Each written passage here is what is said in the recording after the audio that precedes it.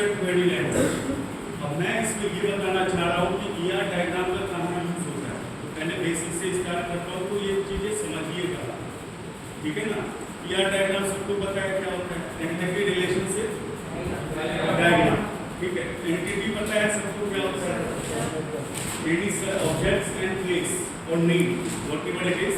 जैसे students, teacher, department, college, ये entity, इनके बीच में रिलेशनशिप डेवलप करना, उस डायग्राम के थ्रू हम स्ट्रक्चर देखते हैं, आर्किटेक्चर देखते हैं कि कैसे स्टूडेंट टीचर से जुड़ा है, कॉलेज से जुड़ा है, डिपार्टमेंट से जुड़ा है। Got it. तो अब एसक्यूएल में हम कैसे इसका यूटिलाइज करते हैं। Why it is structure query language, because due to whatever in database, we are dealing with database, right?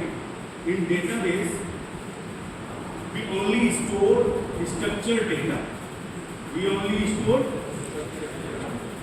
structured data. What is structured data? What is structured data?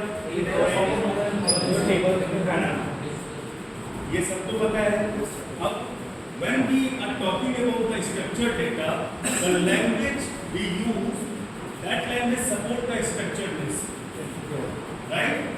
So SQL is supporting the structuredness. And why it is querying? Why it is querying?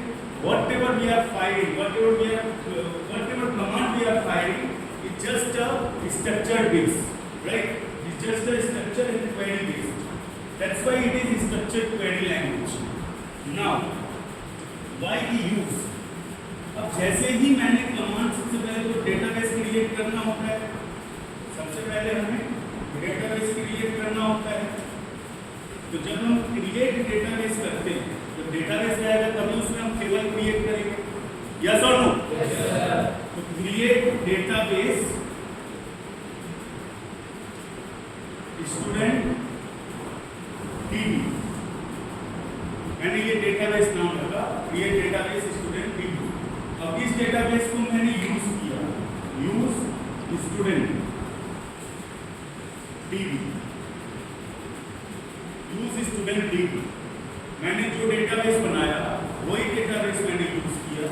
अब इसके अंदर में हमने जब create table किया, ध्यान से सुनना, जब क्रिएट टेबल स्टूडेंट किया, स्टूडेंट नाम का एक टेबल बनाया, उसमें हमने एट्रीब्यूट्स और स्कीमास डाले, लाइक आईडी डालना है तो आईडी इंट में डलेगा, कॉमा नेम डालना है तो नेम जो है किस में डलेगा, वैर कैर में,